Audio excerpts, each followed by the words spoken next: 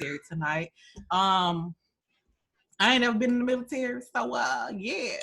We're gonna let Brandy and Nick take this one away wherever y'all want to start. Have at it. Have at it. Racism in the military. All right, well, I was in the Marine Corps, and I was in there for a long, long time. I'm not gonna say how many years, because I always get the question why you didn't stay. But being in the military was I was already coming from Louisiana, coming from New Orleans. You know, we had our taste of racism, but it wasn't as bad as it was in the military. I got in the military, it was a whole nother ball game. It was a whole lot worse. My first duty station was in Japan. My first day walking on base, on my bed, I got the Confederate flag laid across the bed. In Japan? First day. Wow. Really? Japan, first day. Wow. The very first day. My roommate was the person who did it. He knew I was coming in, so he set it up. When I went to my superiors, my staff and COs, and told them what had happened, they was like, deal with it. Figure it out. Wow. Nothing happened, nothing. Then I want to say maybe a week later, me and him got into it. I punched him in the face. He ran out the room bleeding. Next thing you know, they taking me out the room. I'm a menace. So he starts a quote unquote. I mean, not like a race war, but basically a race war. He had this malice in his heart with first day. Like not even meeting you, right? Not even introducing. Didn't even know my name. Didn't know nothing about me. He seen me checking in. That was it. Wow. That's all he seen. He seen and me checking in. You defend yourself in that, and you are the one who's punished. I wouldn't say punished, but they moved me out the room. Mm-hmm. I had to go to another room. I had extra duty for field day. That's for like a month because I was new and nobody really knew me. So after that, you know, I never really talked to him. He never really talked to me. And I mean, it never stopped after that. This was a lateral, like somebody who was on the same level as you, right? Exact same level. Okay. Wow. I'm talking about exact same level. And nobody said anything. Nobody said nothing. When I started making a big fuss about it, I didn't get a backlash from none of the white Marines or none of the other, you know, races or anything like that. I got more of a backlash from the African-American Marines because they felt like I was starting something. Wow, that's that slave mentality. Right. That's how they felt like because I was from New Orleans, I'm from the project, that I was coming in there with that mentality that I'm a badass. Same thing in the Army too. So I'm thinking like more covert racism. You know what I'm saying? This is like full-fledged. This is full out overt racism, like just straight up. You gonna feel this smoke. Mm-hmm. No hiding it at all. Oh my goodness. I was not expecting that at all. Yeah, that's crazy. And then to think you gotta fight with this person, like that's crazy. Exactly. Oh yeah, you sleeping next to him every night. Right. Yeah. Every night. Like what was next? They would have been done kicked me out. Exactly. Right. Hello. I thought in order to like get accommodated with it, and Brandy can tell you, and you know, a boy sitting right there, they can tell you, it's a lot of sports in the military. Like everybody plays sports to you know, to pass time. So I started playing sports so I wouldn't be in the room. Okay. It came to the basketball court. It came to the football court. I'm playing basketball. They calling me all type of names, and you know, I don't want him on this team, and he can't play against this person. Yeah, it was bad. It was bad. And then as I got up in rank, then it kind of simmered down. But it didn't simmer down to the point to where I didn't know it was happening. It simmered down to the point to where it was the officers telling me I couldn't do certain things, or I couldn't, you know, certain people that was under me in my unit couldn't do certain things. And I'm looking at them like, the only reason why you're saying that we can't do that is because we're black. Oh. So wow. I was more once I got in rank, I was more fighting for the younger Marines than myself because I already knew. I knew what I can handle, but I didn't want them to have to go through what I went through. Right. Wow. So it's a guy in the comments named Diedrich. He's actually a sergeant as well. Did you experience anything such as that nature when you started in the military?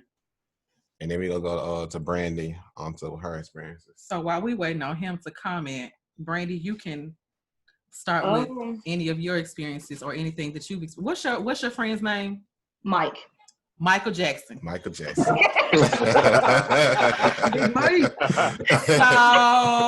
yeah.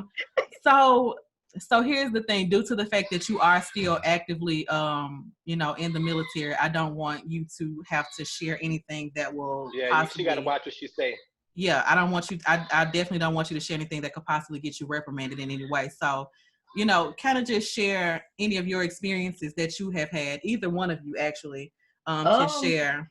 The main thing that you're gonna hear a lot is that you'll hear the white higher ups tell a young black soldier, we good? We back? Yeah, we good. We okay. Know you. Like I said, the main thing I hear a lot is I hear like a lot of Caucasian NCOs tell like the younger black soldiers, we not black, we not back on the block, we not back in the hood. You can't do that type of stuff. And we'd be like, you can't say that. You can't say that.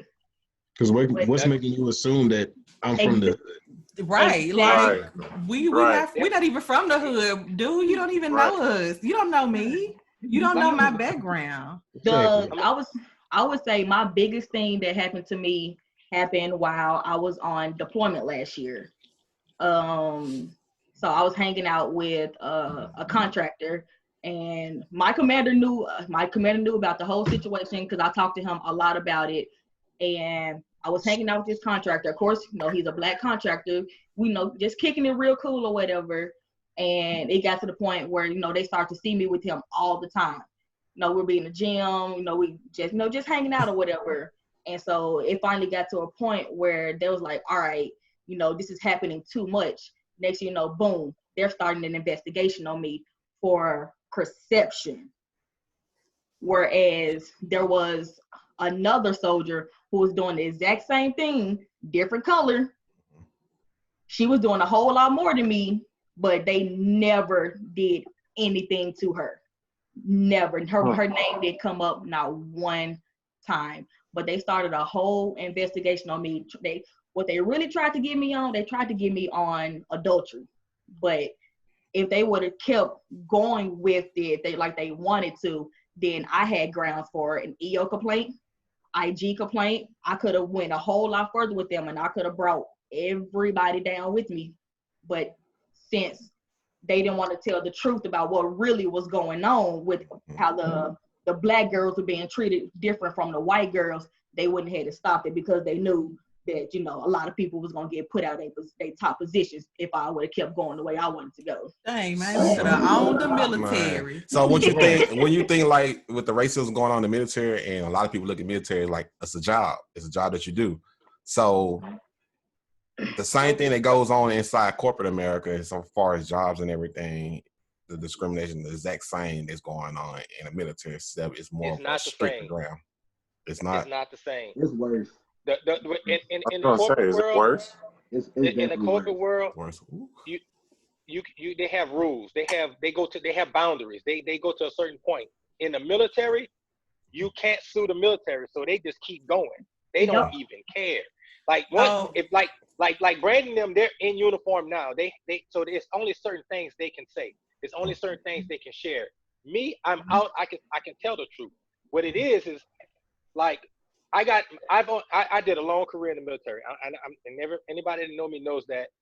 And I only got in trouble one time. And the reason why I got in trouble because I was an E4 corporal, and I was on the Marine Corps color guard, and I had to do a color guard for the Special Olympics. I'll never forget. I know the day it happened because it was my only time ever getting in trouble, like ever getting rid of. So that was a Friday. And that Friday, that morning at 9:00, I had to be at a certain stadium for that color guard so that the Olympics can start. Well, Okay. my officer in charge was a major. She was the one who told me, don't come to work, go to the color guard. After the color guard, you're off for the day. Don't worry about it. Mhm. So I go You to the better color get that guard. shit in writing. I go to the Right. Yeah. and guess what? I should have, because I went to the color guard. When I walked in the office that Monday morning, everybody looking at me like, where were you Friday? Where were you Friday? I'm like, at the color guard. And the colonel comes to me and he was like, I was looking for you. I needed you to do this, this, and this. Where were you? And I told him I was at the color guard. You know, the major knew. He went to her and her exact words was, I didn't even know he had a color guard. Wow. Wow. And I looked at her and I was like, ma'am, you the one told me. Like, you told me about this. And she was like, no, I didn't tell you about this. Now, at this point, I had been in the Marine Corps like 3 years. So now I'm fed up because for 3 years, I've been putting up with all of this. And at the time, I didn't know how to control my anger. So I just snapped and went off and was like, look, this is bull crap. You're not going to sit here and lie on me. You know, I've never been in trouble. I've never disobeyed an order, none of that. So you're not going to sit here and tell me you didn't know about this color guard. I'm just not going to come to work. I'm just not going to tell nobody. Like, for real, I know the rules. Exactly. She was so mad. She took it all the way up. Like, she literally was trying to straight NJP me. Like, she was trying to go to 4-9 because she knew she was wrong. Basically trying to get them put out. Yeah, because she knew she was wrong. She knew she was wrong. So I fought it, and then it comes back saying, okay, we just gonna give you a write up and put it in your record book. And I was like, no, I'm not signing it. Right. Exactly. And they was like, well, you don't have to sign it. It's still going in regardless. So like a month later, I go down to check my record book. Somebody signed it. I didn't sign it. Wow. I look at it and I go, that's not my handwriting. I didn't sign that. They told me straight up, get out. You signed it. We don't want to hear nothing. That's Wow. forgery, though. That's the So they follow me. That's fraud. That's Fed But you time, can't, baby. That's but a you can't sue the federal. military. No, That's a that's federal the thing. document. This is the military. You can't sue the military. You have to take what they give you and walk with it. I'm glad Because I you're didn't- under contract. Your life belongs to them. The day you and Brandon can attest, the day you walk in that and off that bus for boot camp, you step on them footprints, the first thing they tell you is you are no longer property of yours. You belong to that branch of the military. You belong to the Marine Corps. You belong to the Army. You belong to the Air Force. Don't think you're an individual because you're not. Yep. That's the first thing they tell you before you even do anything else. That's the first thing they tell you. So while you're in and you're under contract, there's nothing you can do. You can try to fight it to a certain extent, but if the people above you don't believe you, ain't nothing you can do about it. It's just you deal with it. So my thing is, there are Black higher ups in the military, right? I told you, they right. are. Wait. Are. So my thing is, you guys can't be. I can, almost 100%, 102% guarantee you guys can't be the first Black people who have dealt with this. So your higher ups also know that this is happening. So how come nobody is fighting for the younger Black or the subordinate Black military? Let me tell you why. Because you would get blackballed like I did. I was an E5. I was an E5 for 7 years. 7 years. Even I know that's out of order. Oh my God. Listen, because they hold you, my friend. Listen, once I became an E4 and I became an NCO and I got Marines under me and I could fight for them, I started fighting for them. I started stepping up and taking the blame, and I started expressing myself and making sure that they didn't feel it. Anytime I felt like it was something wrong, I spoke up. I was the one who spoke up, regardless of how anybody felt. I was the one who said what everybody wanted to say, but they didn't say. I was that person. So because I did that, I was blackballed. It went all the way to headquarters Marine Corps that I was a troublemaker. They kind of sound like how because I spoke up for myself. So for 7 years, when I got to E5, they was like, okay, he's a sergeant, he gets staff NCO, he really gonna cut up. So we Hey, just gonna block him. explain So that, that's what they Nolan, in the did. comments when you say politics. I'm talking for the comments. Somebody said it's Okay. politics and it's facts. Yeah. It most definitely is all about politics. Because as soon Yeah, as they it's start all getting about that. promoted, they all start changing up. So there's quite a few people in my unit who literally, as soon as they pick up their stripes for the first time, they're a totally different person. They start brand new acting people. brand new. And this ain't like looking at a Caucasian first. I'm talking about straight up person as dark as my skin color will completely change their entire attitude to fit the mold of what the military wants, and they will not look back. I've seen a lot of my friends I joined the military with who picked up before me don't act nowhere near the same. I don't really talk to them like that, of course, but it's not a big deal. When I got promoted to E5, the day I got promoted, I got called in the office. The first thing the colonel looked at me and said, "You know you can't act the way you act no more." Yep. Yes, stuff. And I was like, "What are you talking about?" And he was like, "You know, you're NCO now, so you're a sergeant, and you know you have Marines looking up to you. You have Marines watching. You have Marines doing this. You can't act like that no more. Certain things you used to say you can't say no more." And I told him that day, I said, "If y'all want to take this rank away from me now, y'all might as well do it, because I'm not gonna be the one to be quiet." I watched too many people get promoted and change, because before they got sergeant or staff NCO, they was, "Oh, we're gonna fight for this, we're gonna fight for this. And when I become a staff NCO, this gonna happen. And when I be doing this gonna happen." And then once they get that rank, the colonel said I can't say nothing. The colonel said, or the major said, Master this said is what's gonna happen. And Pretty that's what much. we gonna I go was gonna with. say that. That's what it sounds like. Master said. Master said all. That's basically how it is. They put them. And look, Brandy, you can attest for it. They stopped fighting for the younger Joes. They stopped fighting for them because they got to look up to what everybody else is doing. Oh, they doing this, so I got to do this too. No, once you pin those stripes on, you still got to look out for the ones who ain't got the stripes yet.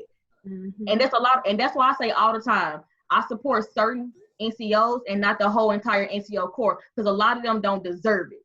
Wow. They got pinned because they could breathe, or because their job was low enough for them to get picked up. And a lot of them don't deserve it because they don't know. Oh, you can say the creed. That don't mean nothing. You gotta know the knowledge of your soldiers and everything too. A Boy Scout can say the creed. Like, hello. It's like, you could teach a monkey to sign the creed. I mean, what we doing? Listen to me. In the Marine Corps, you know, promotion is hard sometimes. And it's based off of your job and availability of your job and all this other stuff. Like I told y'all, I was an E5 sergeant for 7 years with no bad paperwork. My job was open. I was one of the top NCOs in my job. I had all the top high scores of PFTs. I was a rifle expert for 12 years. Like, it was nothing they could say that could stop me from getting promoted. But every time the promotion board came up, my name was never on it. Somebody come and say, and they only be looking out for themselves. But please believe your name wasn't on that board, but it was in somebody else's mouth, because apparently. Oh yeah, exactly. And then you see these Marines who came in after you, who don't know their job. They barely make it in the military, and they instead of getting promoted. Okay. Yes. Think on it. You looking at it apparently the church just said amen. Right. Amen. Pass that break. Look, like I said, they can't say this. I can say this. I'm not in no more. Trust me. I'm not worried about what it was saying. Me neither. Look, I'm gonna need y'all not to lose y'all jobs over. I'm already labeled as a troublemaker.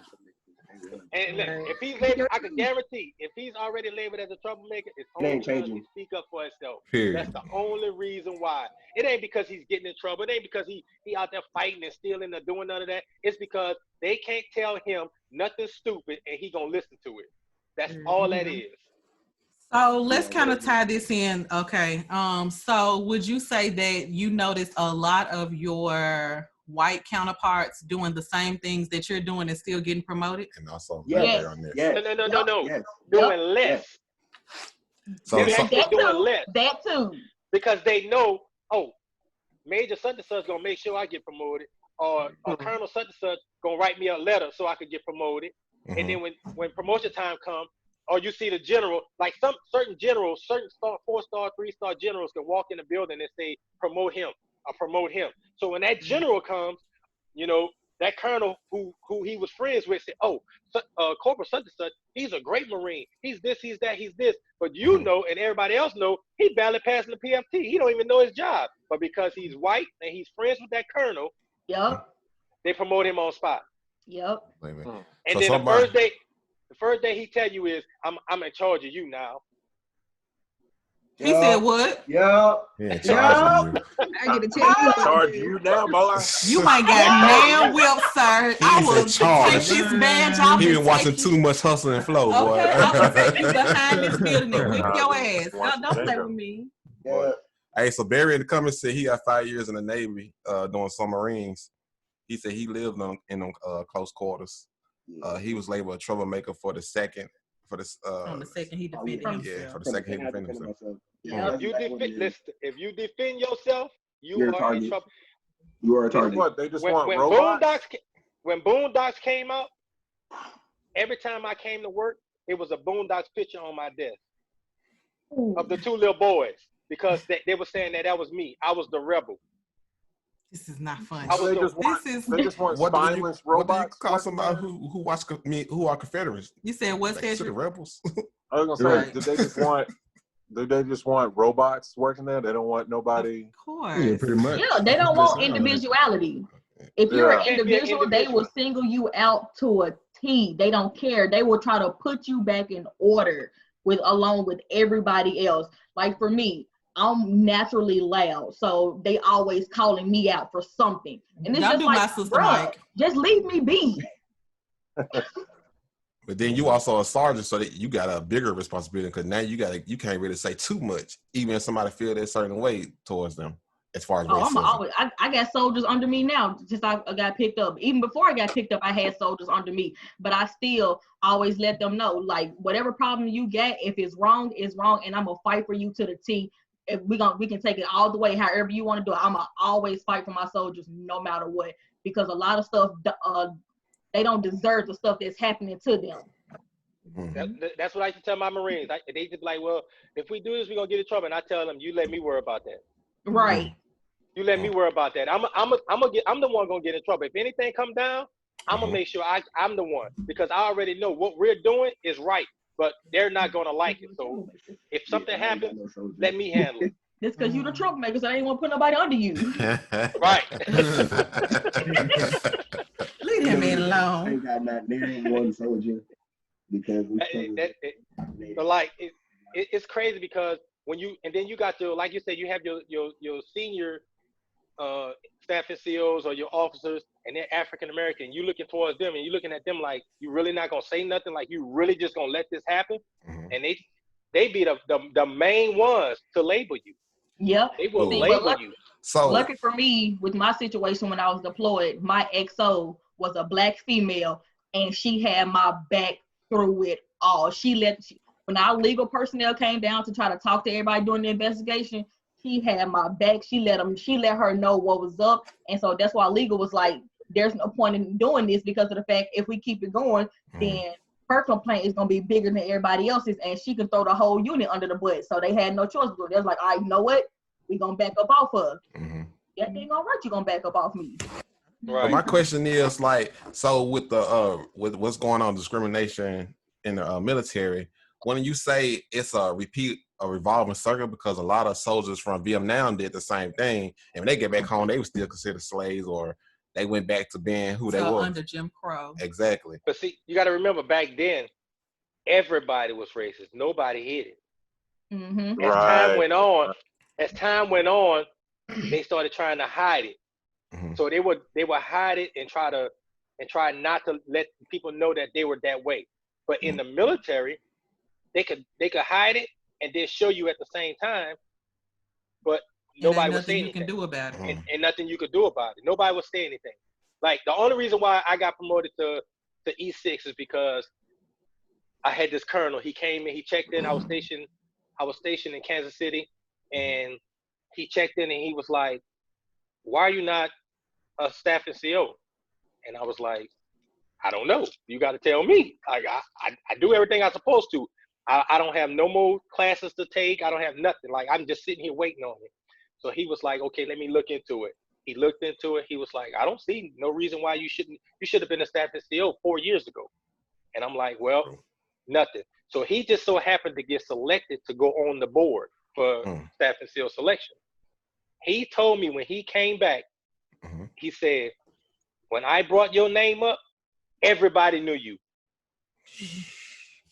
And he was like, there's no way you were stationed with all these Marines. I said, no. Wow. He said, everybody knew your name. He said, but I told him that I work with you. I know that you're a good person. I know that you're a good Marine. You know your job. You know this. You do this. You do that. He said, there's no way this Marine shouldn't be promoted. He said, the only reason why I got promoted is because he spoke up for me. Other than that, they was going to pass my name again. Wow. Damn. You didn't fit that mold. I didn't fit that staff to seal mold because they knew as a staff to seal, you really not about to control me. You really not, because you couldn't control me as an NCO. Now I'm a staff NCO, so that means I'm in charge of the whole office. Oh, you really not about to control me. You're not going to tell me just I got to do this and do that, or this my job and that's your job. No, you're not about to tell me that. You're going to tell me the reason why this is going on. You're going to tell me why this young African American Marine got to go stand duty for a week, and this guy who wife just had a baby get to go home for 30 days and he only supposed to be home for 10. No, you're not about to. You about to explain all this 30. To me. Right.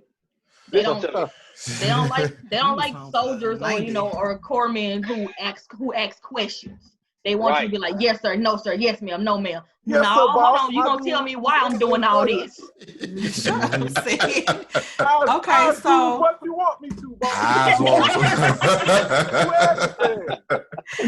Okay, y'all. So we gonna wrap this up a little bit. So final question: what do y'all think it would take to create change within the military? Because I know the military is a world within itself, outside of the regular world. So what do you think it would take to create some type of change?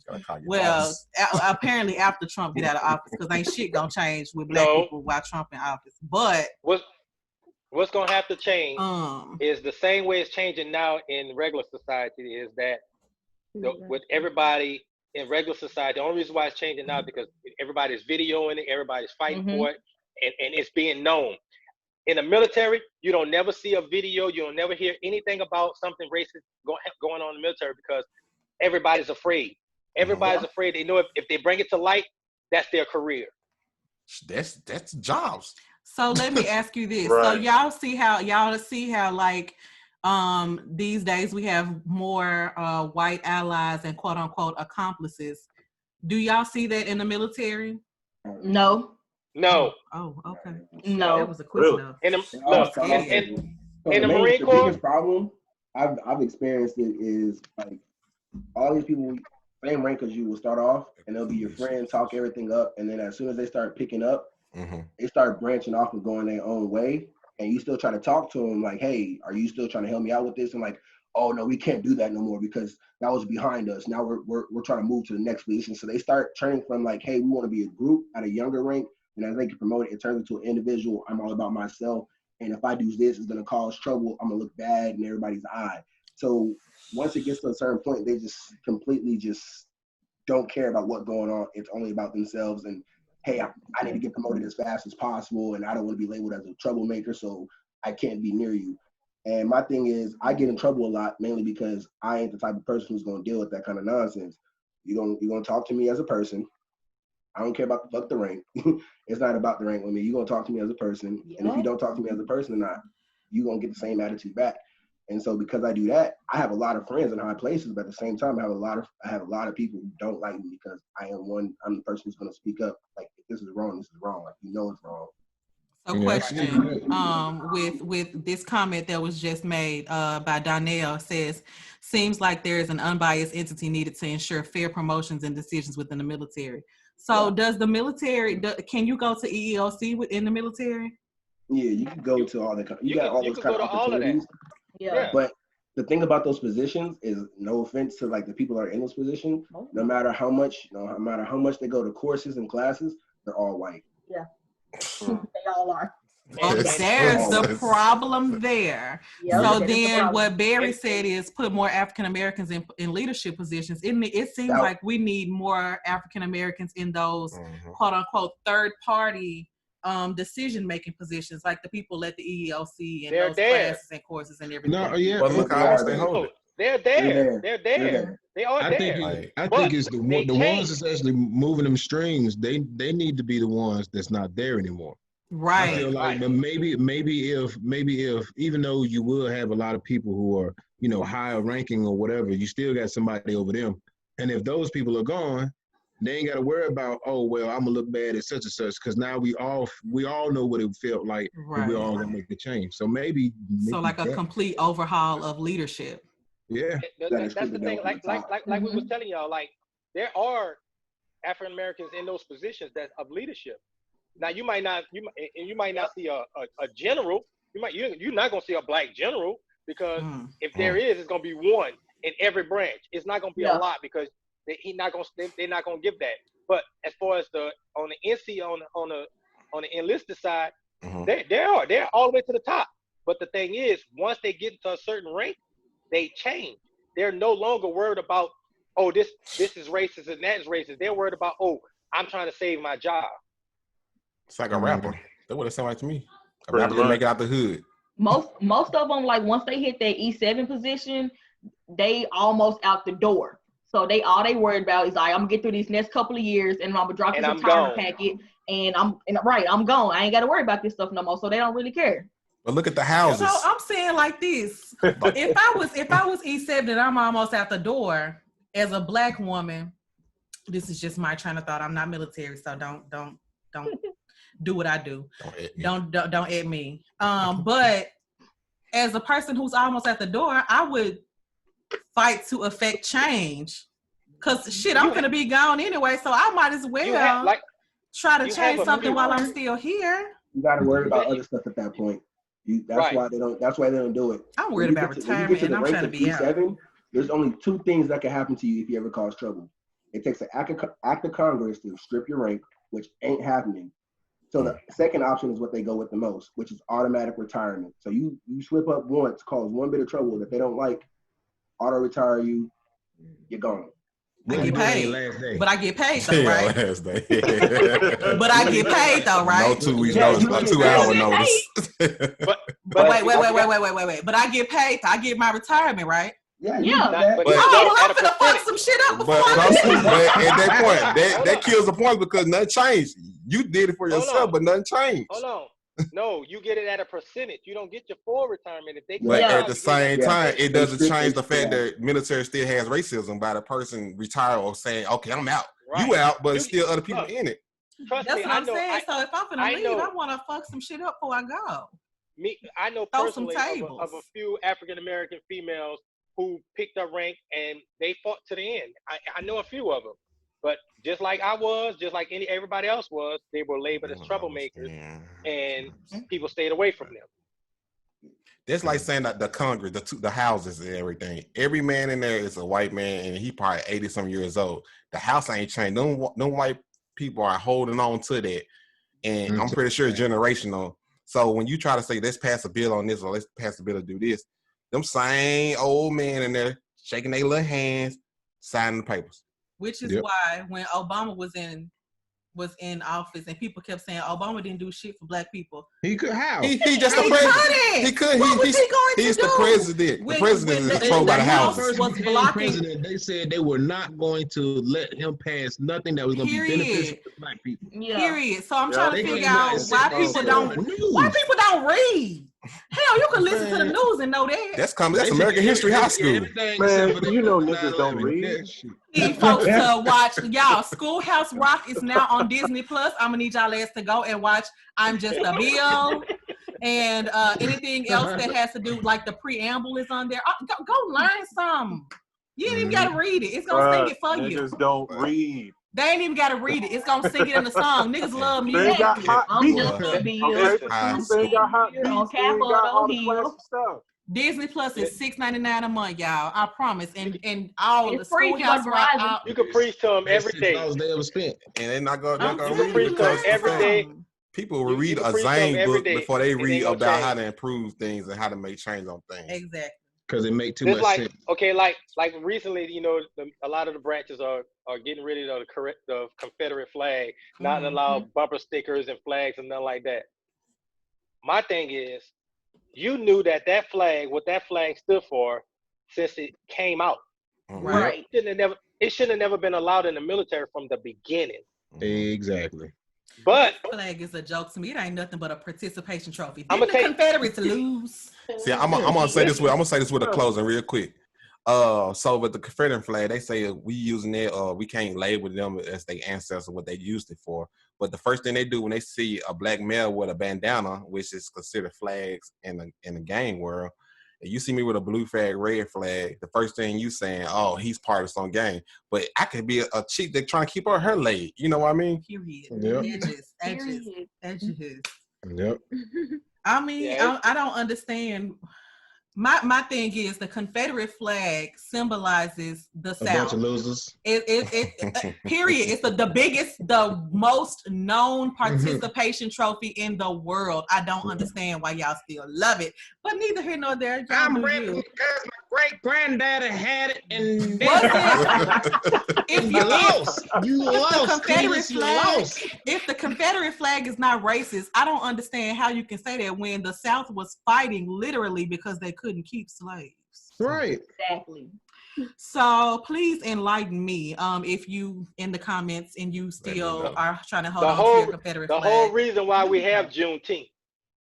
Right. That's another topic, bro. That's a whole other topic for another day. The t-shirts. They come. I got a topic for next week after Trump had his rally.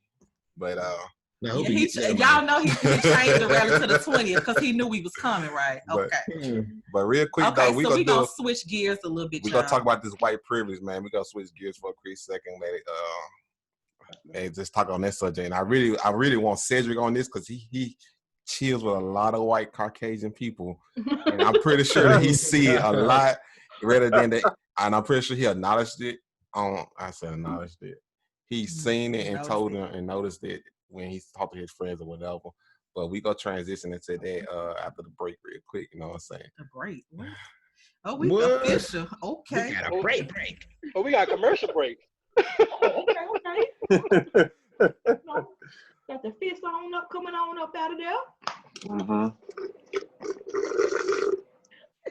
Seriously. It's sip time. All right, we back, man. You know what I'm saying? What's what I thought? Too official. Okay, so the first we gonna let Cedric jump this topic off because Cedric is our Your white person specialist. What's the guy that our black white people specialist. That host that show. Reporting live from Whiteville. Tom Brady. What's his name? The Brady dude. The Brady dude. Wayne Brady. Wayne Brady. Yeah. Cedric is our resident Wayne Brady. No, I am nothing like that dude. We need to get him a microphone. Wait, can y'all hear me? Yeah. Okay. So basically, where I live at, Williamson County, Tennessee, it's a lot of white people out here. There's not a whole lot of black people. But I mean, for the most part, it's kind of like how Germantown is. Germantown, Collierville, that type of space. And a few of my white friends, like, how it is at first is when you go to like a social setting where you're the only black person, they'll come up to you and be nice and stuff, but then they're kind of like, okay, how did you get here? Like, what's your story? God. Like, they just want to, like, you just have some type of, like you came from the hood and you got up out the mud type of story, or that you're some type of athlete or something. They're like, oh, so did you play football? You look like you played football. No. You're a pretty big fella there, buddy. No.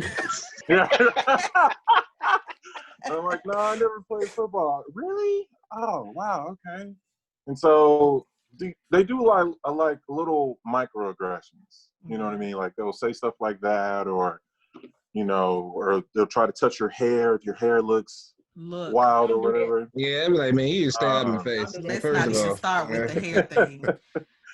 Yeah. From now on, when people ask you, how did you get here? It'd be like, I never thought at this age I would have to explain the birds and the bees to somebody, but here we go. Shit.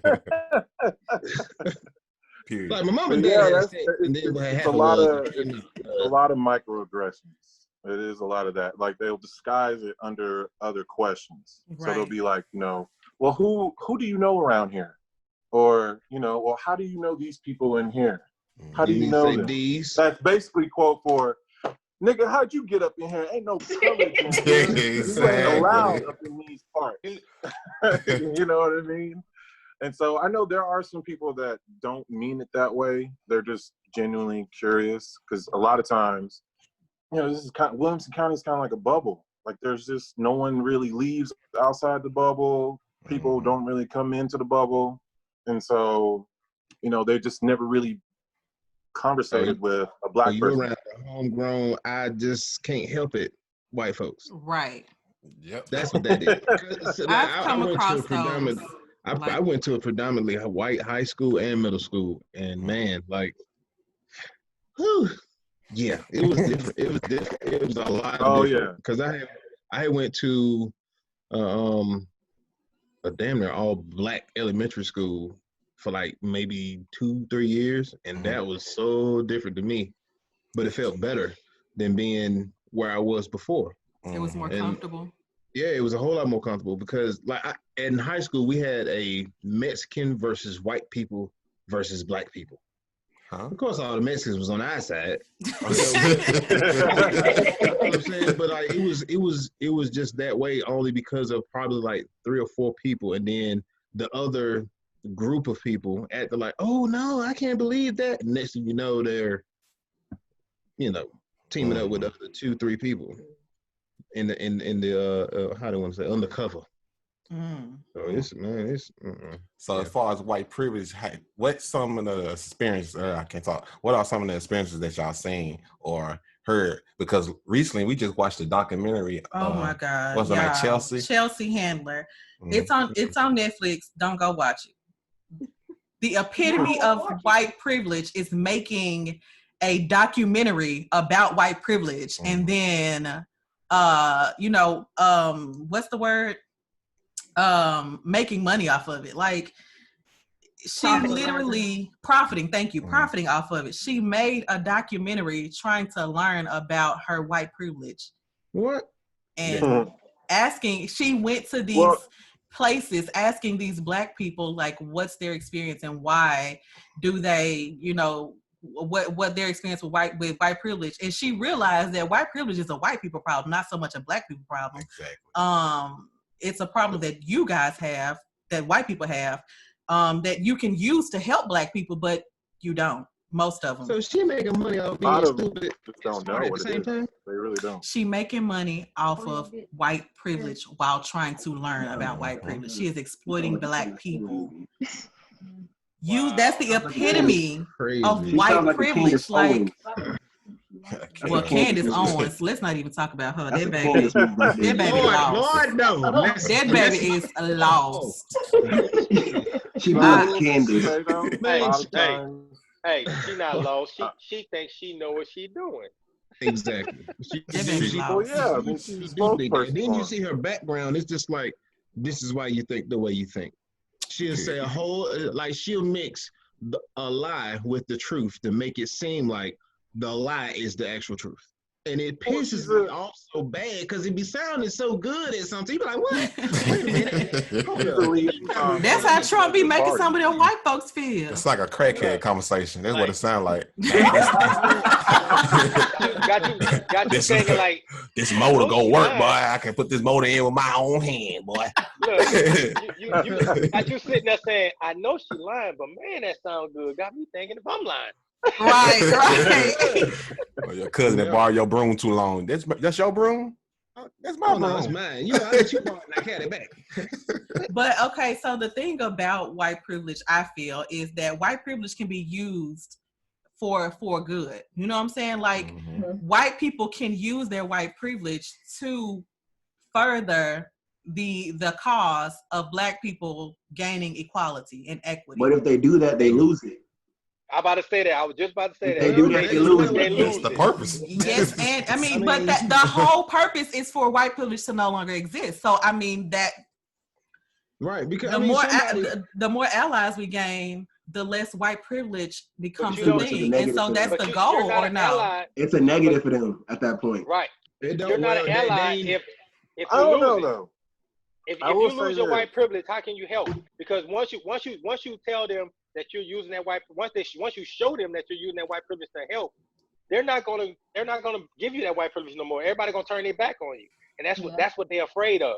So they're Well, afraid if they speak up, then I don't want to speak up and I lose my friends and my family trust and all this other stuff. So they just sit back and say, oh, that don't have nothing to do with me. well, I mean, I don't know. I'm like this, man. Like, if a What's white up, person Shelly?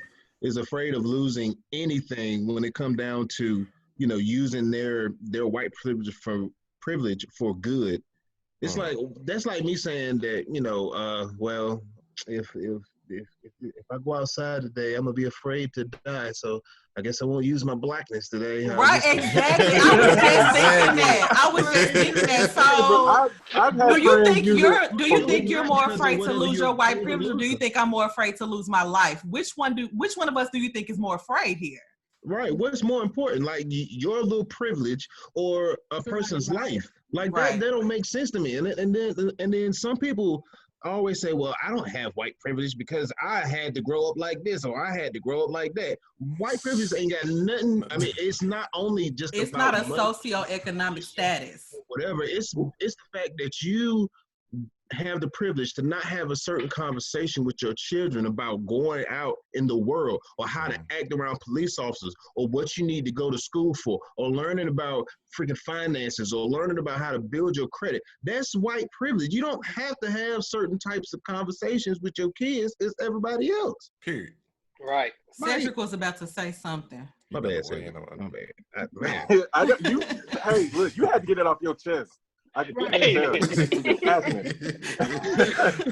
But I will say this. I have used, well, I'm not used, but I've had my friends use their privilege to help me or to protect me, I should say, because there was, I think this was a couple of years ago, this bar here at Tin Roof, and one of my friends, actually it was a bunch of us there. It was me and a bunch of my white friends there. My friend Brandon was talking to this girl, Victoria, and there was this drunk guy that kept messing with her all the time. And then he got up in his face, to Brandon's face, and was like, why don't you get out of here and take your monkey friend with you, talking about me. And I heard it on the side of my ear, and I'm like, what did you just say? And then he's like, Jail. I said, and then Brandon jumps over me, beats his ass, like just going at him. Then two of our other friends get in there, they go in, and these are all white people. White dudes love to fight. I don't care. The coolest white dudes love to fight. Okay, so really quick, Reagan said, what if being white isn't your fault? I am by no means racist and was not raised as such. So now being white is wrong. I'm so confused. I love everyone. First of all, Reagan, we love you too. Thanks for coming out. Thank you for coming out and thank you for tuning in. So we absolutely by no means are we saying that being white is wrong. What the conversation, I don't know if you came in on the wrong part of the conversation, but baby, what the conversation is that all white people have white privilege, whether they want to acknowledge it or not. You know, you have that because your whiteness gives you a different appeal to the world than our blackness does. My blackness is weaponized by the police every single day. You being white, if we were in the car together, I can guarantee you, if we go rob a bank or whatever, if we have two different trials, you would get much less time, if not get off. Before I would. It seem like she influenced. I influenced you. Yeah. It's not about you being racist or about you being white and being wrong. It's not a right and wrong thing as far as the individual person. It's the way we are perceived to the world differently because you're white and because I'm black. Honey, has nothing to do with. I keep a white woman with me at all times because for that protection. I literally do. That's why you see on my Instagram. Well, with my white privilege story, you know, I was at a football game with my kids, my wife and kids at the time. I was married, and you know, we watching a football game, and it was a college game, and the kids come down. It's 5 white boys. They standing in front of us, and nobody can see. Well, it was this white guy standing in front of me, sitting in front of me. It was him and his son. It was an older guy, and he, you know, we were talking about the game the whole game. So he like, man, I can't see. My kid's telling me, Daddy, I can't see. So I asked the guys, you know, can y'all sit down? We don't mind y'all standing here, but can y'all sit down so we can watch the game? He literally turned around, looked at me, and said, "You and all your black effing kids can go sit up there." And at that time, I looked at my wife, and she was like, "Handle your business. I'm not gonna say nothing." The white guy in front of me, he looked at me, and he was like, "If something go down, I got your back." So I got up, I went to the front, I asked him again, "I'm gonna ask y'all one more time, sit down, y'all don't, we're gonna have to fight it out."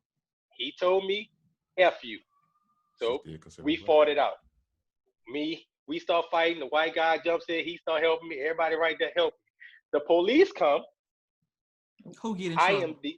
I am the only person they grab. Public Out of enemy about number 15 one. people fighting, I'm the only one. So as we're walking out the stadium, because I'm in handcuffs, I'm going off. This one guy, undercover, he was a white guy. He was undercover sitting in the stands. He grabbed me by my shirt, and he tells me, "Shut the hell up." And he shows me his badge on his hip. He said, "You didn't do anything, so shut the hell up." And I just sat back and was like, "Okay, I'm gonna be quiet." So we was in the Superdome. I didn't know the Superdome had jail cells in it until this day. So we get down to this room, and they open up that door, and I seen them jail cells. I was like, oh man, here we go. They finna hide me, boy. I'm thinking I'm gone, right? I see cars coming. I'm thinking I'm gone. This guy comes in, and he says, "Get him out." White guy says, "Get him out." Nobody questioned him. Nobody asked him who he was. They just let me go. He walks down, sees the 5 guys, and tells them, "Arrest him. Arrest them 5 right there." And everybody was upset. Everybody. But that one white guy saved me.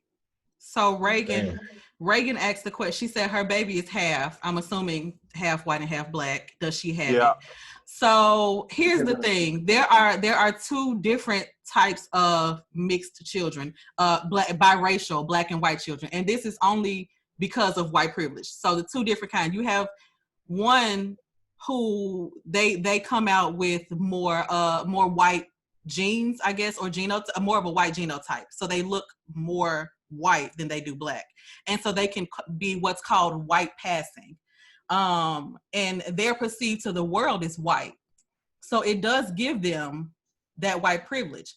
Now, then you have the ones who come out who actually look like mixed children or look more like their black side of the family.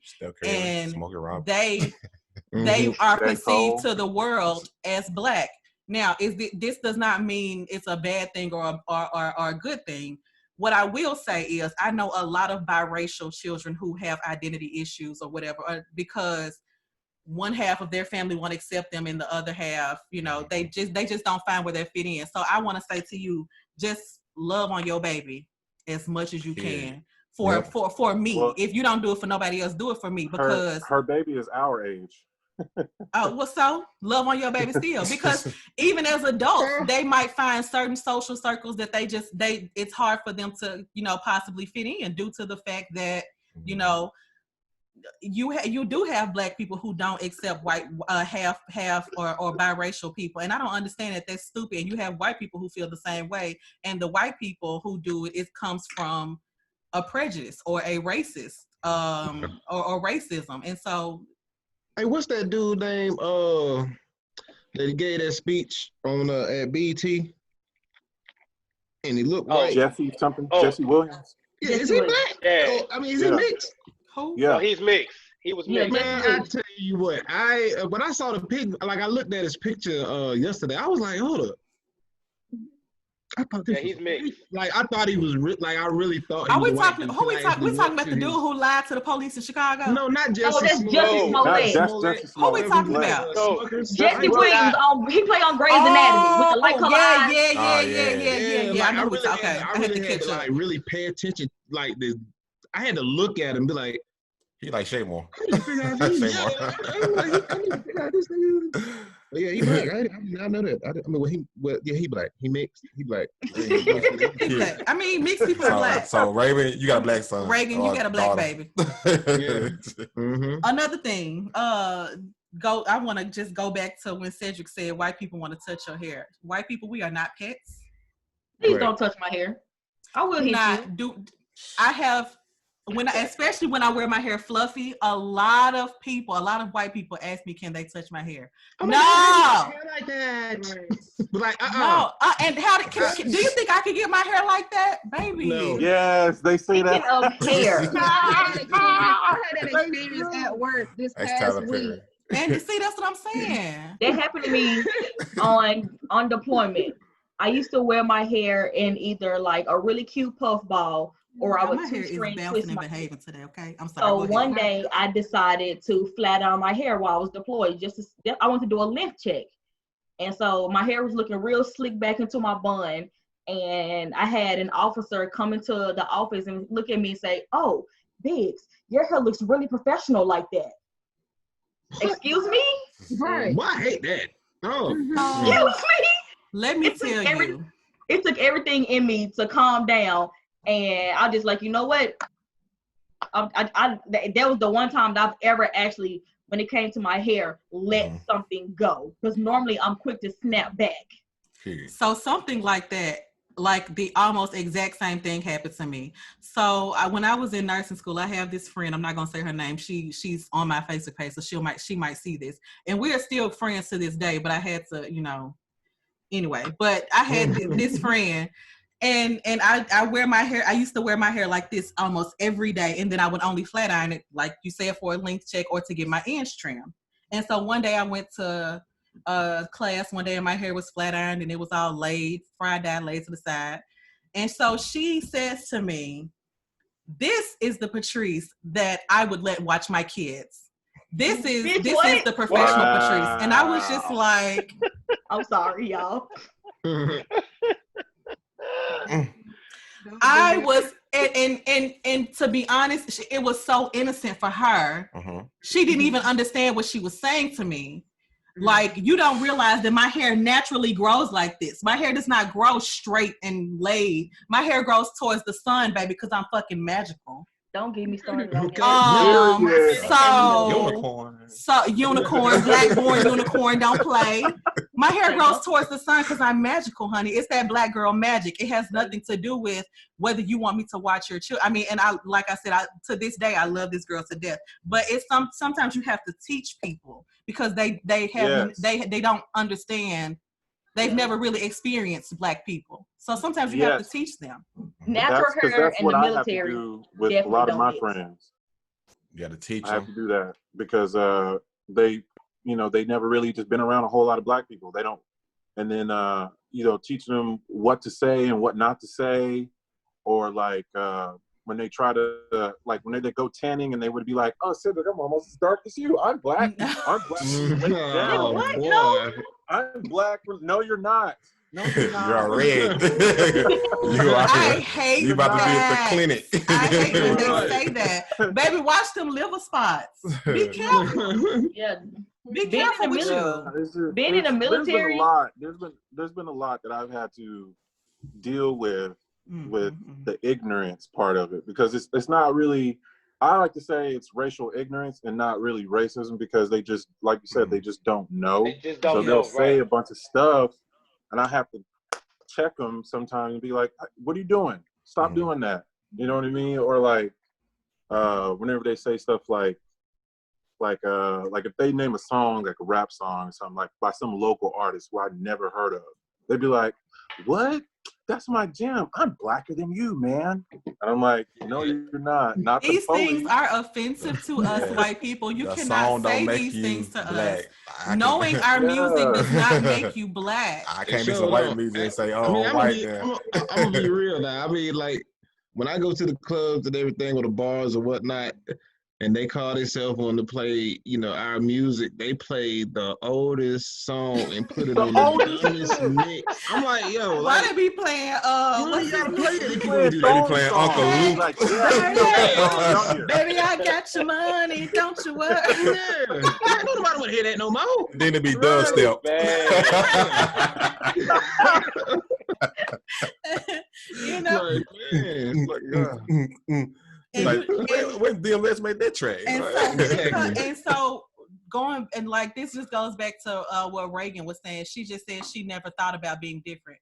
A lot of white people don't realize that they have the white privilege that they have because they haven't had to deal with the other side of not having white privilege. You know what I'm saying? You haven't had to be stopped by the police just for being black. You know what I'm saying? And this happens to the men and the black men and the black women. You haven't had to, I mean, like driving while black is a real thing. Like you could just be driving down the street, not speeding, none of that. You know what I'm saying? It's a real thing. Right. Walking down the street in the wrong neighborhood or in a predominantly white neighborhood. I got a quick story for y'all. These things happen. When I was 19, it's a You can't. Hold on. You can't give a story till I get my shirt. I almost kicked him off the live, y'all. Don't you be embarrassing us in front of these white folks, Dick. Story time. So I was about 19, 20, and me and my friend were driving through Germantown, Tennessee. If you've been in Memphis, you know what Germantown is. Yep. So I went to Germantown High School, but I came from Melrose High School to Germantown. So I seen kind of both sides of it. But the thing was, at that time, I was out of high school, and I had like dreads. I had a grill in my mouth and everything. And we was in an Impala on some rims. So we driving through. You can't see in the car, so I know she conceals the first thing she saw with the rims in the car. So we get pulled over. It's two women. I promise you, it was like 4'11", 2 police officers.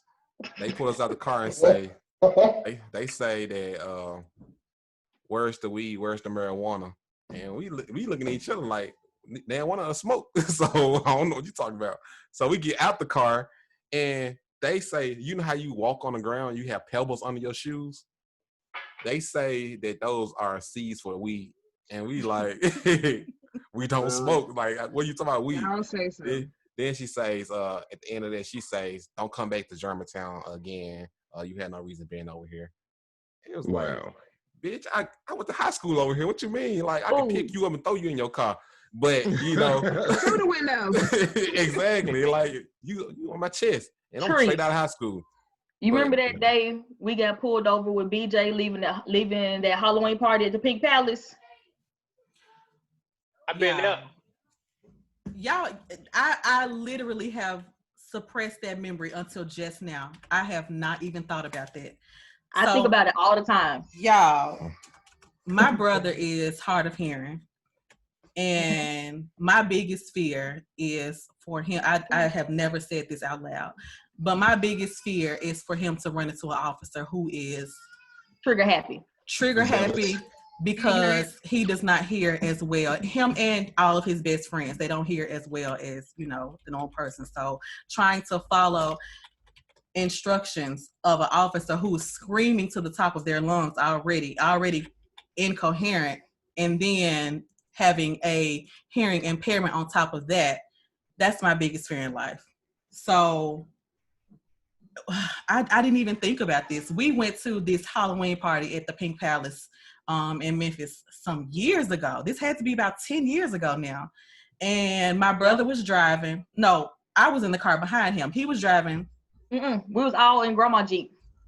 I don't know why I remember myself driving. Maybe because I was drinking and maybe I wasn't driving. But anyway, he got pulled over by the police. Oh yeah, I do remember now. He got pulled over and they asked him to get out of the car and they're frisking him, asking him when it was the last time you been to jail. Now my brother's never been to jail, y'all. Never, don't even have a record. I think the only thing he got is like a speeding ticket. Never been to jail. And they this was a black officer, wasn't it? I think it was one was black and one was white. And he's asking him, when was the last time you been in jail? You ready to go back? And frisking him. And so my brother is trying to ask him, what are you saying? So my brother is not facing him, obviously, because he's frisking him. But my brother reads lips mostly for when he's talking to somebody. And so he's trying to turn around to see this man face to face so that he could understand what he was saying. And this man is just like slinging my brother against this car, kept constantly asking him, does he want to go to jail? When was the last time you've been to jail? And my brother is obviously not understanding him. And so me and my sister are screaming from the car, like, this has got to be a joke. So I get on the phone. I'm calling my grandma. I'm calling my godmother is Henry Brooks, who was a state representative at the time.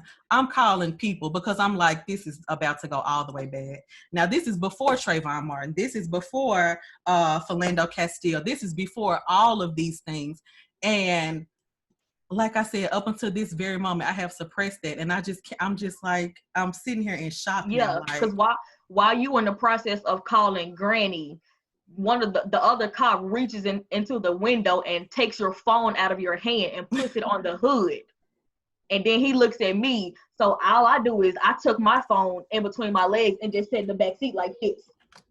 Because we didn't know what the hell was going on. Mm-hmm. I'm sitting here in shock, y'all, because I'm like really just remembering this now. And it's like for the first time experiencing it. Yeah, that's the first thing that I think of when I see of all these black men getting pulled over by officers. For some reason, that is always the first memory that I think of being pulled over. And we wasn't even speeding because we was in traffic. Right, we were. Everybody else around us was doing the wrong thing, but BJ was doing it right, and we're the ones who got pulled over.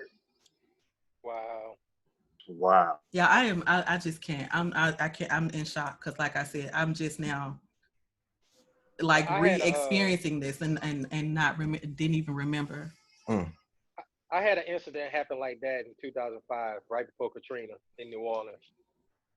I raised my little sister because incidents happen with her parents and everything. So her and my little nephew and one of my little cousins they were in high school. They were seniors in high school. I was in the military, and I just so happened. I think I was off that day because I had my wife and kids in the car. I was off that day, and we just so happened to ride in my old neighborhood, and I see them three standing at the bus stop, but they're supposed to be at school. So I swung the bend all fast. I pull up on them. I'm like, hey, why y'all not in school? Get in the car. As soon as they get in the car, I didn't even move 10 inches. I had 5 police cars surrounding my truck. They pulled me out the car. Nobody else. They pulled me out the car, out the truck, slammed me on the ground. One of them put a shotgun in my head and tells me, flinch, and I'm going to shoot you. Straight up. He says, flinch, and I'm going to shoot you. My wife at the time and my sister and my little nephew and my little cousin, they screaming, please don't shoot him, please don't shoot him, please don't shoot him. And the cop said, if he moved, we're going to shoot him. So I'm trying to figure out why we got stopped from the beginning. I didn't say anything. I just waited till they lift me up. They lift me up. One of the cops was like, say something, just say something, and we're going to shoot you. Just say something. And the only thing I said was, look in my pocket and get my ID. So they pulled my wallet out. They look at my ID, and it was like, oh, you in the military? I was like, yeah. And he was like, oh, what does that mean? That don't mean anything. So I was like, well, I want to see a white shirt. So the white shirt comes out there, and he comes and talks to me, and he says, oh, you fit the description. I said, fit the description of what? Well, we was looking for this one guy. He was riding around selling drugs. I said, if y'all was watching, y'all seen I picked up 3 kids that were cutting school and told them to get in my truck because I was bringing them back to school. So if y'all was really looking for somebody, y'all would have seen me do this while I was doing it. I said, y'all just did that because y'all were looking to shoot somebody, and I just happened to pull up. And I fit the description of being black. Right. So with tying this all in with white privilege, white people are more likely to make it home after these experiences.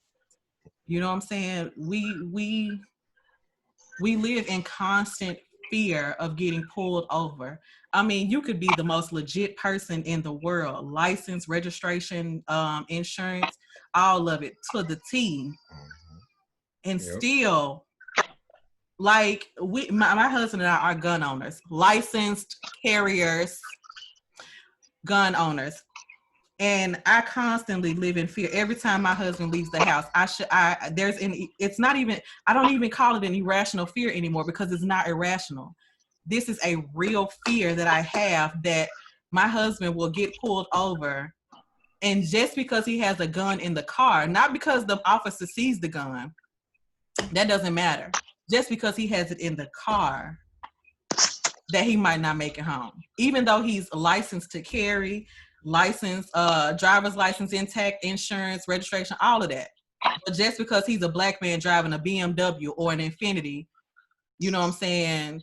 We have to live in this constant fear of me being a widow at 31, and my kids growing up without a father. You see what I'm saying?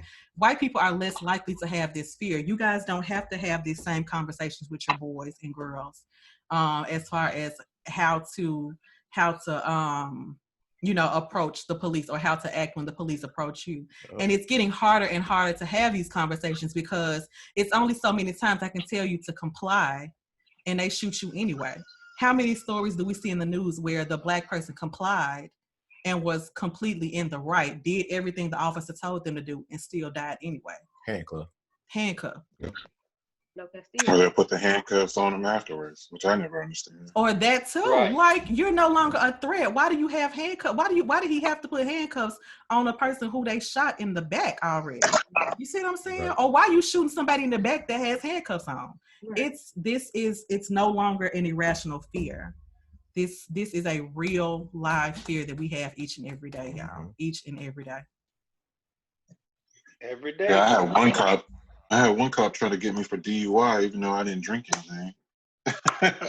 I was in Murfreesboro, and I was leaving a friend's house, and she asked me for my license and registration. I gave it to her, and insurance. She's like, "I smell alcohol," and I'm like, "Well, I don't know where it's coming from." She's like, "Oh, well, have you been drinking?" I was like, "No."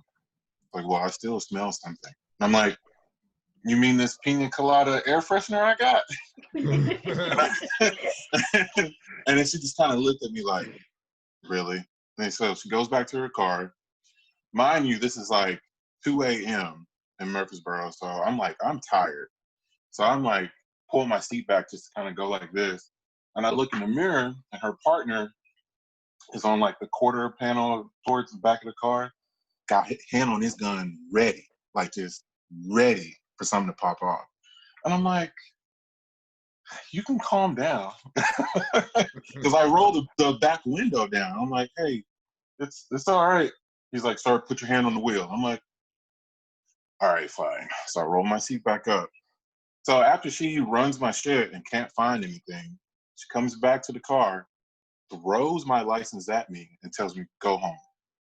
And then goes back to her car, and they both leave. And I'm like, all right. That was fun. Well, sounds about right. There ain't nothing else in that cup. Who needs something in their cup? I was gonna say, we got plenty if you need some. Who needs something in their cup? I got plenty for them. That boy drink that SpongeBob water. It was strawberry slush. Hey, that slush gone. That was all of the plug. It is now. But yeah, this is real, and it's very, very scary to be Black in America right now. I understand that this happens to, white people too, but please understand that it's a very disproportionate number of Black people that are killed by Black and brown people that are killed by police officers than it is white people.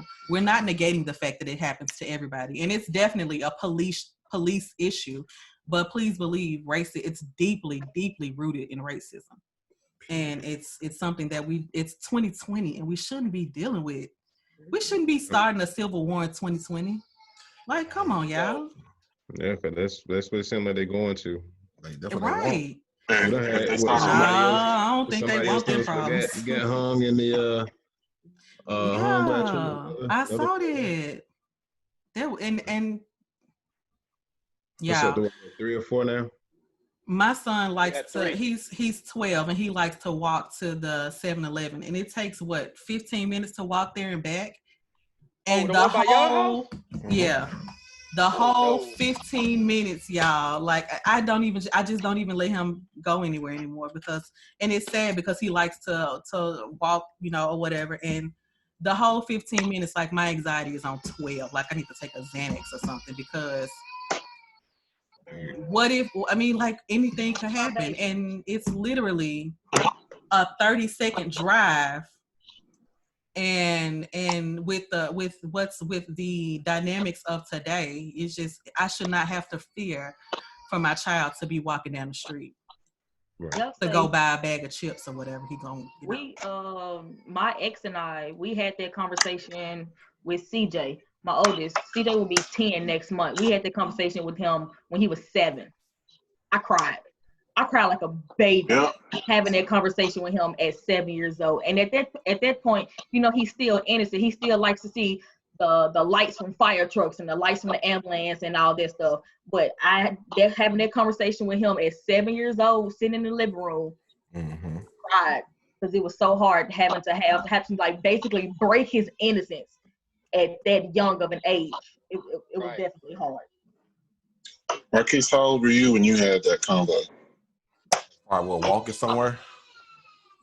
Just, you know, how to deal with the police and stuff. So me growing up, my life was way different because it was always me and my cousin. We was always in the house, and at that time, I had young parents. Like my mom was young, and at that time, she probably younger than I am now at that age. So we mostly didn't have a conversation. Everything we learned was kind of out of experience, and we just lived our life like that, you know, stay in the Orange Man, you know, or South Man, wherever we were living. It was like, you didn't think about the police like that. It was just like, I'm finna go to the store and get me some juicy juice and chewies or the real jungle juice inside the carton, not the bottle that come in now, but you know. And it's called Jungle Punch now. What is that? It was like, that's what it's called now. It was different when you get like, if I'm finna get 4 quarters, I know I'm finna go get 4 David Cakes or 4 bags of chips. You know what I mean? So we didn't have that conversation because our whole neighborhood was the kids. So if the police stopped us, you finna see about 30 kids on you. Like, so it wasn't nothing as far as like growing up and worrying about the police on that level. I say the biggest fear that we fear is our parents. Not come home when they come home, to be honest. And I don't know if we just didn't experience it. Go ahead. I think I was about the same age as her son, about 6 or 7 when I got the conversation. I can't even remember when I had the conversation.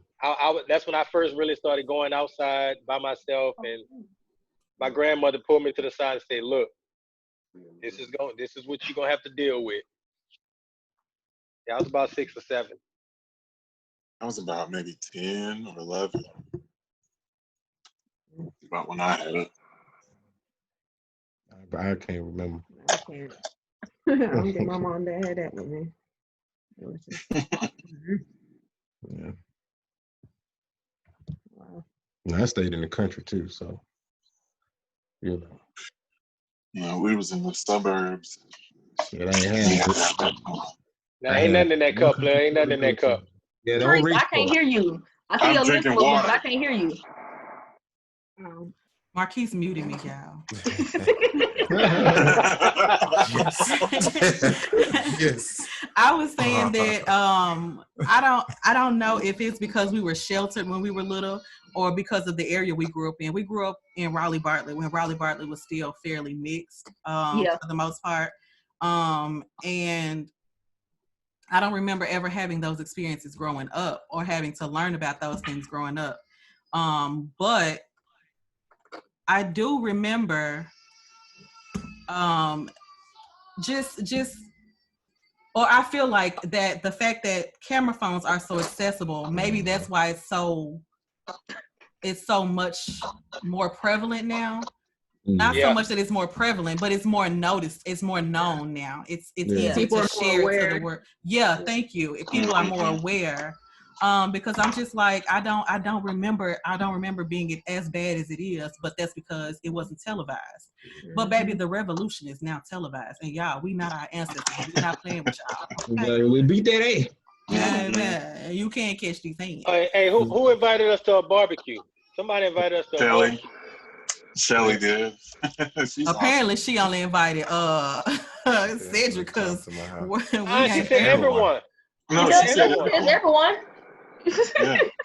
Hey, Shelly, that's gonna be a road trip. So when you set this barbecue up, I need some season. Right. And who made the potato salad? She must don't know. We take trips. She can cook.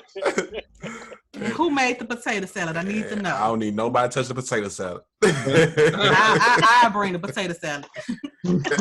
Tell your son I said, what's up with him? Shout out to Shelly's son. And Reagan and Shelly, thank you guys both. Well, thank everybody for being a part of the conversation, but I really appreciate Reagan and Shelly for coming in and admitting that it's some things that you just didn't know. And that's okay. That's why we're doing this. Those are the conversations that we have amongst each other that we would like for white people to know, So thank y'all for coming on in and joining us. Thanks. Thank you everybody who tuned in. Everybody. Oh, yeah, absolutely. Y'all ain't following us. Make sure y'all follow us on all Get your brother Maze. Get HS. I need you to stop. What you doing? I wouldn't call 911 in my house on fire. Yeah, don't call 911. I bring a water bucket. It's okay. I bring my super water soaker. bucket, man. You might go get to build another house and I ain't getting closer to fire. I hope you got insurance. Don't expect me to be the fireman. I ain't running to save nothing. I ain't saving nobody cat. My cat, nope. That cat dead today. It's over. We'll find you another one just like it, but I hope you got insurance. That's like when I was thinking about, they was like, oh yeah, we tested a tiger at New York Zoo for coronavirus. I'm like, thought y'all ran out of tests, but y'all tested a damn tiger. First of all, do you know how that test is administered? How did you administer that test to a tiger? And there's no, come on. How did you stick that Q-tip up that tiger's nose? Better been asleep. Tranquilize or something. Yeah. Jeez Louise. Slap fire from all of them. Mayo, Reagan, mayo. Mayo potato salad, baby. Mayo. With the paprika on top, and it's just for color because it don't taste like nothing. Hey, Ivy. Hey, Reagan, how do you make a hamburger? And you tell me that correctly. Yours clearly. Hamburger, bro. No. The real question is, how do you season your chicken? Period. Do you wash it? Hold on. You gotta wash your chicken. Do you got the brown paper bag? Do you got the grocery You gotta sack? wash your chicken. Do your arm got the little jiggly If thing? your arm don't jiggle, you can't cook. Period. No. I don't care what nobody say. If your arm don't jiggle, you can't cook. No. Black, white, brown, green, purple. I don't care who you are. Don't Cedric live in her area? I'll vouch for Reagan. You got it, Brandy. She's awesome. Cedric, don't you live in her area? Look, smart girls got it too. Yeah, Reagan. I know Reagan and Shelly. Okay, they both live in Spring Hill. Look, we good then. Look, Cedric live in the area. When we get ready to show up, he should already have already know. Oh We yeah. good. We're gonna be a minority there. I was gonna say we're gonna need some white people to join this party so that we already one. He said Williamson County. So we can get these white to join the party. Your friends. So that we can get this white privilege shield, because I can't get arrested in a whole nother county. I need the little blue stripe like on my license with the police sticker. Right. I need like The around my blue shirt. line. Because I'm the guy that's gonna shoot back at the police. I'm saying this on live. You shoot at me, I'm shooting back. Don't. Oh, wait a minute, bro. He didn't say that. He didn't say You that. say that. I'm the Malcolm X. You're dreaming. That was a I ain't figure Martin of Luther King. imagination. Oh shit! About to get locked up. Shit, doing the other That thing baby you said want she to eat do. turkey burgers. Well, I bring the beef because I don't know, baby. Hey man, what you call it? Got some Angus burgers. Them things is banging. said but it's what? like, what was it? Is it Bubba's Mace, Angus shut Burgers? up. It's Yeah, something that's new. beef, Angus burgers. That's Hey, fine. Nicole. Man, Hey, them things Hey, stay thick. man, I'm I will looking. say now, I will Who vouch is for it? Nicole. I go over her house all the time. Her husband and them can cook. They look white, but look. they really black. When Look we like come, we hey, finna, look like hey, when we come to town, we need to I know gotta this. look at her husband. I can see how heavy he is. Oh yeah. he look like he wear them Yeah, sandals. he got those sandals. he got those stepdad He sandals, can smoke a dude. good. He can smoke a butt. Yeah. Oh man, it'll Yes. turn into a roast. So it looked like the Black Ink Crew is about to storm Williamson County, take over, big boy take Oh, over. yeah. Come through. I'll show y'all around. Reagan said, "I'll bring the paprika." It's just for color, baby, because it don't taste like nothing. But we'll take it. Yes. All right, y'all. So I think we're gonna wrap this up. Final thoughts? Anybody? Final thoughts.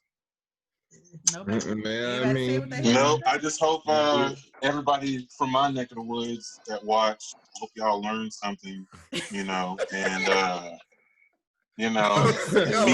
everybody on. I'm sorry. The concept. Don't get it twisted. I can't cook, but my husband does it. Yeah,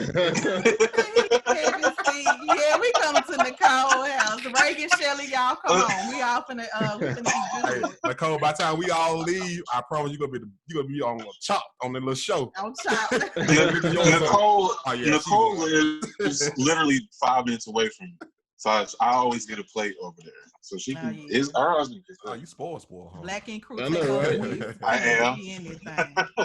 She's Glammy. She's a grandmom of the neighborhood. She take care of everybody. Okay. She said she's ready. Okay. Oh, she ready. We Okay. can eat now. Yeah, And we we come got- with you guys- kids. Hey, Dallas, we ain't got no Georgia. top. Got Carolina. I heard that. Okay. Oh, we finna eat good. Here we go now. All right. Well, Oh, yeah, my final thought, I hope it brought to some light that, people realize that there is racism inside the military and everything ain't all gravy, because it ain't. True. What about you, B? Okay. Brandon? Yeah, Mikhail. my final thought is the same thing. Yeah, some people stick it out, some people don't, but just know that it is there. It is live, and it's bigger than what you think. It's just not out in the open. It's just not out in the open in color. And you have family members there, and they call you and they just need to talk. Just be there for them, because you don't know what they're going through. They not gonna tell you, because they know if they say something, they gonna get in trouble. Okay. All right. What about you, Brandon? Mikhail. I mean, my final the hazes. The haze. My final thoughts is just, white privilege is a motherfucker, okay? And people need to use it responsibly. And yeah, if they really want to help, they'll use it whenever they need to, in the right ways. Mikhail, what about you? He said.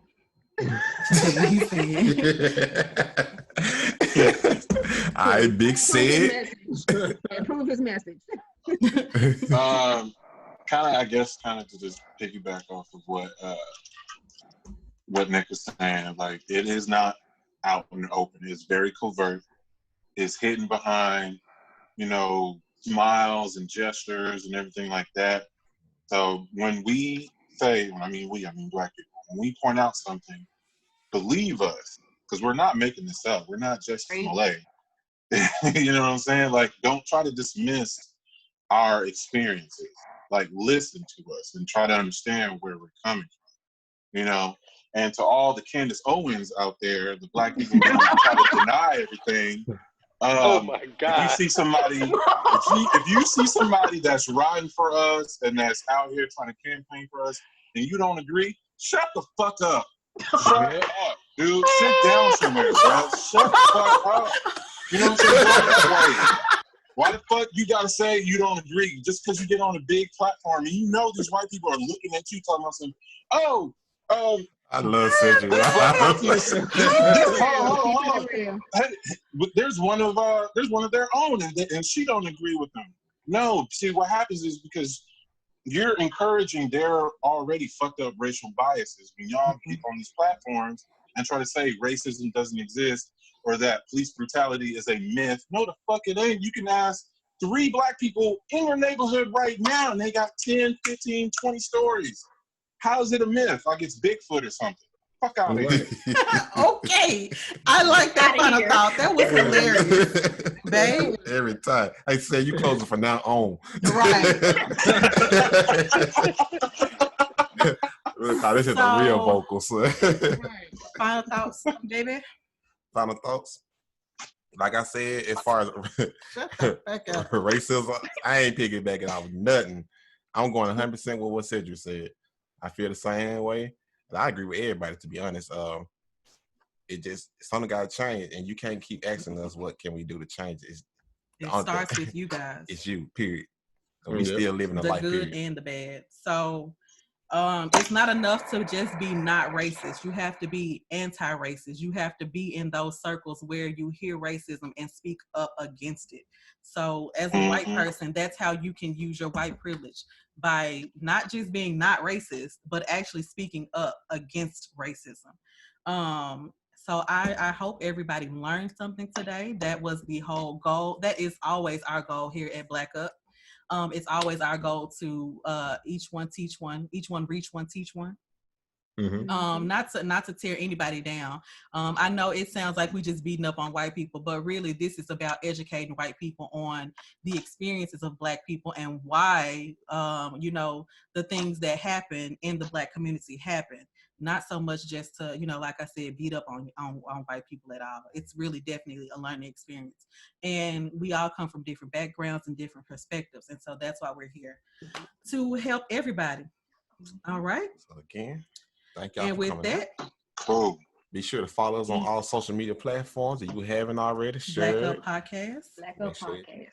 Hope you follow y'all on IG. Oh, and our shirts are purchasable. You can purchase these shirts. I'm sick of him. The so link. y'all really gonna bring up the shirts while I'm still on here. Mute him. I can't hear Nick. He's muted right now. Mute him. These shirts are purchasable. The BlackUp shirts. We want to see everybody wearing our merch. It's a message. BlackUp. Don't just back up. BlackUp and let it be heard. Okay, let your voice be heard. I can get a feature on Instagram. A feature. A feature. Me, her too. Gonna be muted. You get a mute. You get a mute. You get a mute. I'm having them out. Okay, y'all. But seriously, oh, he cut her off. Lord help. Dang. Our special guest is out of here. Okay, so Lord. join us next week when we will have another. I don't know what we're talking about next week. We're gonna talk about something. If y'all got a topic for us, put it in the comments. But we coming back next week, each and every Monday, y'all, at 7:30 Central Standard Time. Thank y'all for coming out. We love y'all, and peace. All right. Somebody gonna sing? No, we not gonna sing. Well. Okay, mute him too. We out, y'all. We out, y'all. All right, now.